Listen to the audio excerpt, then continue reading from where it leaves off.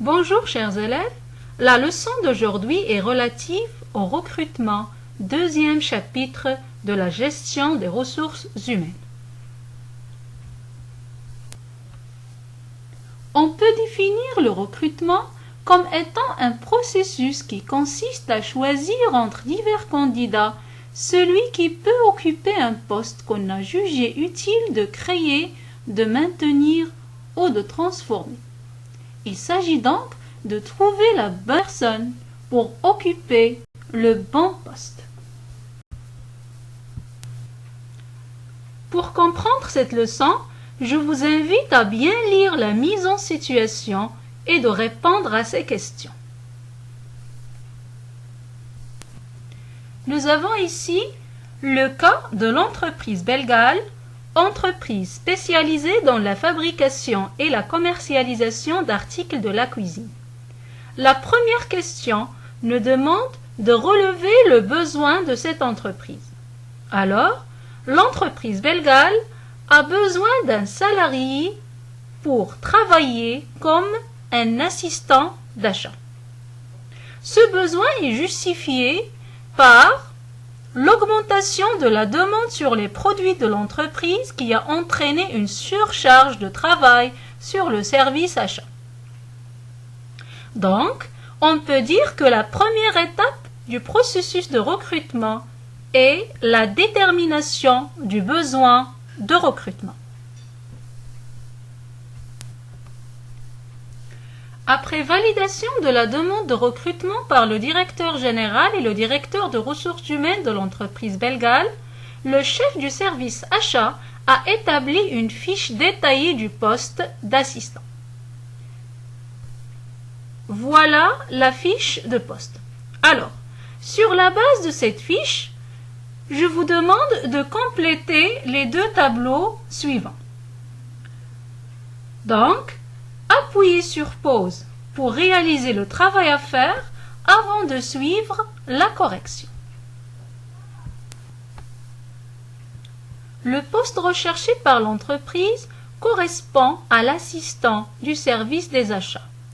La finalité de ce poste est d'apporter une assistance à l'ensemble du service des achats dans le domaine des tâches administratives. Le titulaire de ce poste doit remplir les missions suivantes. Il doit assurer des activités liées aux achats, assurer l'organisation des opérations d'achat, gérer les documents relatifs aux achats, mettre en forme les courriers et les documents et finalement éditer et valider les documents contractuels. Concernant sa place dans la structure, le titulaire du poste sera rattaché au chef du service des achats. À partir de cette analyse, nous avons pu présenter le descriptif du poste de travail, c'est-à-dire l'ensemble des activités et des tâches élémentaires que le titulaire du poste doit exécuter. Concernant les caractéristiques du candidat idéal, l'entreprise cherche le portrait suivant. Concernant l'aspect théorique de la formation, l'entreprise cherche un candidat ayant un diplôme Bac plus de BTS ou équivalent en technique de gestion administrative, ayant des connaissances dans le domaine des achats. Ces deux caractéristiques sont relatives au savoir que doit posséder le candidat. Concernant l'aspect pratique de la formation, l'entreprise cherche un candidat ayant au moins 2 ans d'expérience et une maîtrise des outils et des logiciels bureautiques, exemple Word, Excel, etc.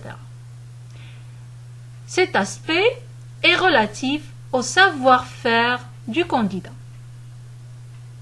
Concernant le dernier point, à savoir les traits de la personnalité, l'entreprise cherche un candidat ayant le sens de la communication, une bonne dynamique au travail et un esprit d'équipe. Ce volet correspond au savoir-être du candidat. Ces 3 aspects représentent le profil du poste. c'est-à-dire les caractéristiques que doit avoir le candidat pour occuper le poste. La première étape du processus de recrutement concerne la détermination du besoin. La volonté de recruter peut concerner un nouveau besoin ou le remplacement définitif ou temporaire de salariés ayant quitté un poste. Définir son besoin de recrutement consiste à bien cerner ses objectifs afin de définir les caractéristiques du poste à pourvoir et le profil de la personne recherchée pour recruter le salarié conforme aux besoins et exigences de l'entreprise. La définition du besoin de recrutement doit se matérialiser par la réalisation d'une fiche de poste qui va permettre d'analyser le poste de travail et d'analyser le profil de poste. Le poste de travail est une analyse objective de l'ensemble des activités et des tâches élémentaires que le titulaire du poste doit exécuter. Cette analyse suppose de mettre en évidence les éléments suivants. La raison d'être du poste. C'est la définition de la finalité du poste, c'est-à-dire le pourquoi de la création de ce poste de travail. Deuxièmement, les missions ou les principales responsabilités. C'est la description détaillée de ce que le titulaire du poste aura à réaliser et la manière de le réaliser. Troisième élément, le positionnement dans la structure. Il s'agit de repérer le poste dans l'organigramme de l'entreprise, c'est-à-dire préciser à qui sera rattaché ce poste, c'est-à-dire son supérieur hiérarchique, et préciser les éventuels subordonnés si le titulaire du poste est un chef. Le profil du poste est une analyse subjective des caractéristiques que doit posséder le candidat pour occuper le poste. C'est le portrait idéal du candidat postulant à un emploi ou une fonction. Pour analyser le profil du poste, nous avons deux méthodes. La première consiste à distinguer 4 éléments du profil, à savoir les caractéristiques physiques comme l'âge, la présentation, le savoir qui correspond à l'aspect théorique de la formation, c'est-à-dire les connaissances générales et spécialisées, les diplômes, les langues, le savoir-faire qui est relatif à l'aspect pratique, c'est-à-dire l'expérience nécessaire, la technicité, la maîtrise de l'outil informatique, des logiciels et la capacité rédactionnelle du candidat. Le savoir-être est relatif aux traits de la personnalité. Par exemple, le savoir communiquer, l'aisance relationnelle, l'aptitude de travailler en groupe, le dynamisme et le sens de l'écoute. La deuxième méthode est plus simple. Il consiste simplement à distinguer entre 2 éléments du profil, à savoir les qualités personnelles qui correspondent aux caractéristiques physiques et les traits de la personnalité et les compétences professionnelles qui englobent à la fois les diplômes, les langues, l'expérience, la technicité, l'aspect théorique pratique de la formation. Au niveau de l'examen national, vous serez appelé à analyser le profil du poste soit par la première méthode ou bien par la deuxième. Nous allons continuer notre mise en situation relative à l'entreprise Belgal. Alors lisez le document et réalisez le travail à faire. Pour trouver le candidat adéquat, le responsable de recrutement a commencé à chercher à l'intérieur de l'entreprise. Il s'agit donc d'une prospection interne qui permet d'aboutir à un mode de recrutement interne. Toutefois, ne trouvant pas le profil correspondant, ils ont entamé une deuxième recherche à l'extérieur de l'entreprise. Il s'agit ici d'une prospection externe qui permet d'aboutir à un mode de recrutement externe. Concernant le moyen utilisé par Bellegal, il s'agit d'une annonce dans un journal. La deuxième étape du processus de recrutement concerne la prospection. Il s'agit de la recherche de candidats ou bien le sourcing. La phase de prospection consiste à chercher les candidats aux postes vacants. Cette recherche peut s'effectuer à l'intérieur de l'entreprise, on parle de la prospection interne, ou bien à l'extérieur de l'entreprise, et on parle dans ce cas de la prospection externe. On distingue à ce niveau entre deux modes de recrutement. Le mode de recrutement interne et le mode de recrutement externe. Dans le recrutement interne, il s'agit de proposer le poste vacant en priorité aux salariés de l'entreprise. Le recrutement prend la forme d'une promotion interne. Concernant le mode externe, il s'agit de chercher les candidats à l'extérieur de l'entreprise. Chacun des deux modes présente à la fois des avantages et des limites. Concernant le mode interne, il présente l'avantage d'être un processus rapide qui permet un gain de temps, d'être un processus peu coûteux qui économise de l'argent. Il motive les salariés car il bénéficie d'une opportunité de promotion interne et il présente l'avantage d'une intégration facile des salariés. Parmi ces inconvénients, il ne permet pas d'apport extérieur de connaissances et de savoir-faire et présente un limité pour l'entreprise.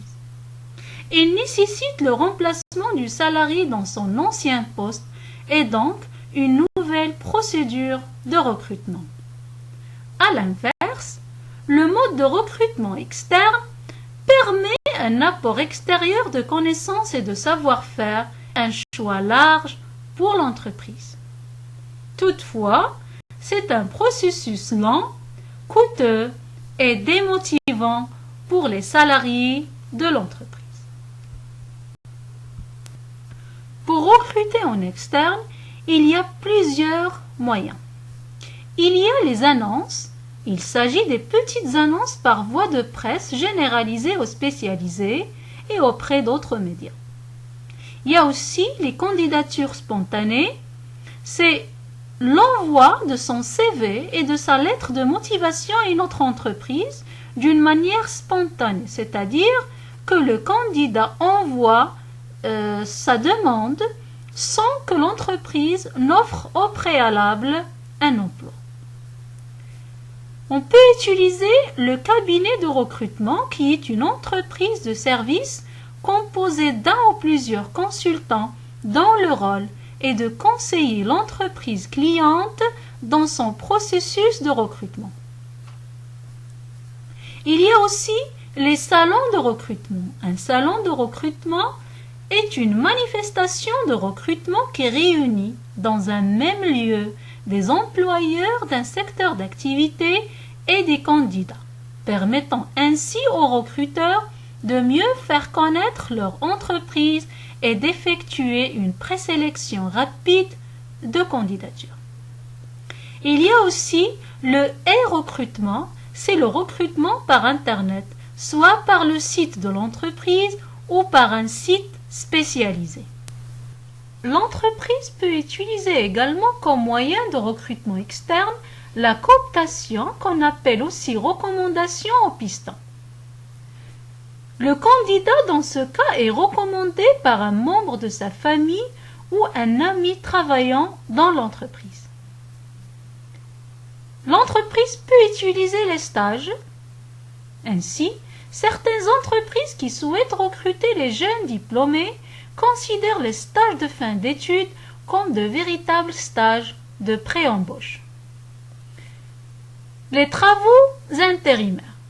Le recours aux intérimaires, c'est-à-dire les salariés temporaires, permet à l'entreprise d'être plus flexible, mais c'est également l'occasion de tester une éventuelle recrue en vue de l'intégrer d'une façon permanente dans l'entreprise. Il y a aussi le recrutement par réseaux sociaux. C'est une forme de recrutement par Internet qui consiste à utiliser les réseaux sociaux comme Facebook, Twitter ou autre chose pour trouver les candidats. Finalement, nous avons l'ANAPEC, c'est-à-dire l'Agence nationale de promotion de l'emploi et des compétences.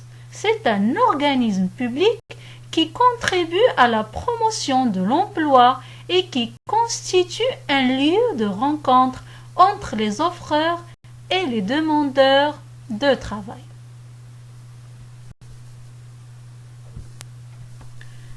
Maintenant, nous allons continuer notre mise en situation relative à l'entreprise Belgal.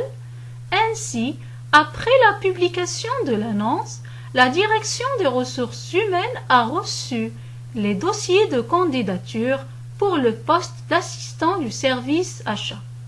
Voici deux exemples de CV. CV numéro 1 et CV numéro 2.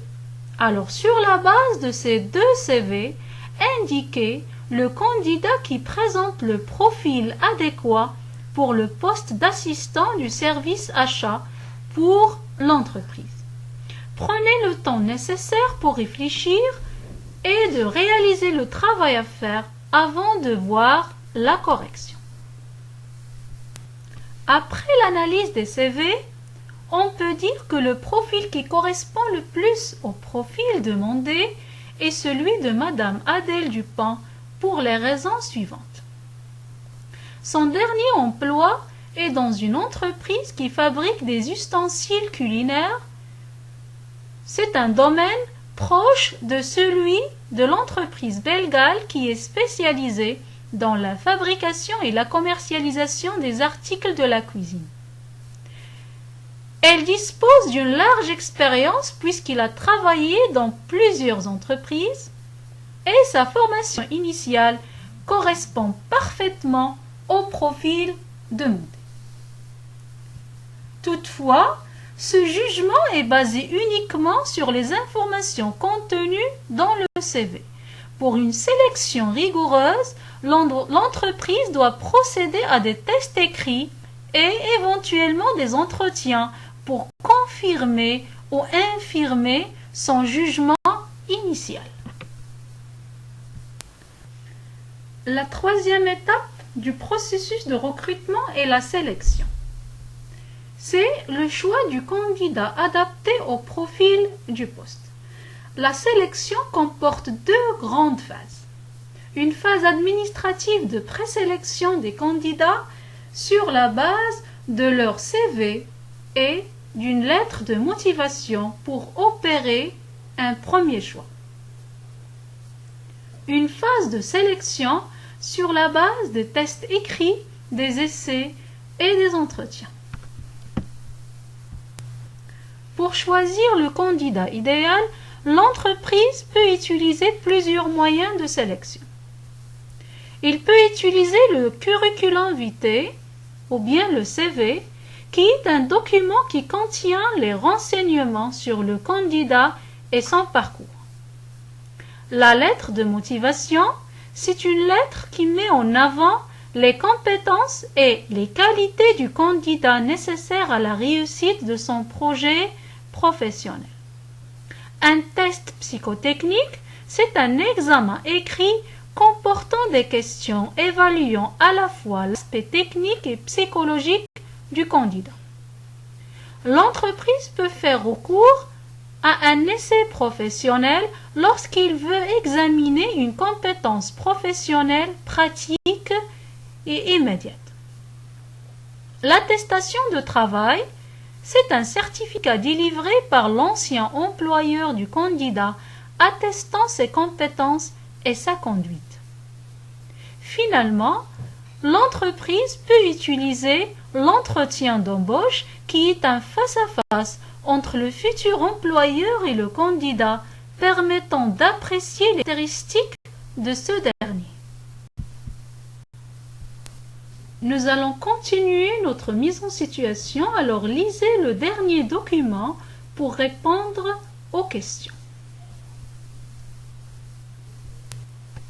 Après une sélection rigoureuse, l'entreprise a opté pour le recrutement de Madame Adèle Dupin. Durant son premier jour à l'entreprise, Madame Adèle Dupin a bénéficié d'un certain nombre de mesures. Un accueil de la part du directeur des ressources humaines et du chef du service achat, une visite de l'entreprise et un accompagnement par un ancien salarié pendant 2 semaines. Toutes ces mesures correspondent à la 4e étape, à savoir l'intégration de la nouvelle recrue. L'intérêt de ces mesures adoptées par l'entreprise est de permettre à Madame Adèle de faire connaissance avec tous les collaborateurs travaillant à Bellegalles et de s'intégrer facilement avec eux, de faciliter son adaptation dans son poste de travail. Donc la dernière étape du processus de recrutement concerne l'intégration de la nouvelle recrue. C'est une étape qui consiste à intégrer, c'est-à-dire insérer la nouvelle recrue qui est le nouveau salarié dans l'entreprise. Cette intégration est facilitée par les moyens suivants. Premièrement, l'accueil, une visite d'entreprise, une formation et le parrainage qui est l'accompagnement de la nouvelle recrue par un ancien salarié pendant une période de temps. Cette intégration vise à adapter la nouvelle recrue à son poste de travail, à éviter le rejet de la nouvelle recrue et surtout de rendre la nouvelle recrue opérationnelle dès son premier jour d'entreprise. Pour récapituler notre leçon, on peut dire que le recrutement est un processus qui comporte 4 étapes. La première consiste à déterminer le besoin avec une analyse du poste et une analyse du profil du poste. La deuxième étape est relative à la recherche de candidats ou bien le sourcing. L'entreprise, dans ce cas, peut opter soit pour un mode de recrutement interne ou externe. La troisième étape concerne la sélection des candidats qui se compose de 2 phases. Une phase de présélection sur la base du CV et de la lettre de motivation, suivie de tests écrits, des essais et des entretiens. La dernière étape concerne l'intégration par un accueil et un accompagnement dans le but de faciliter l'adaptation de la nouvelle recrue. C'est la fin de cette leçon. Merci pour votre attention et à bientôt.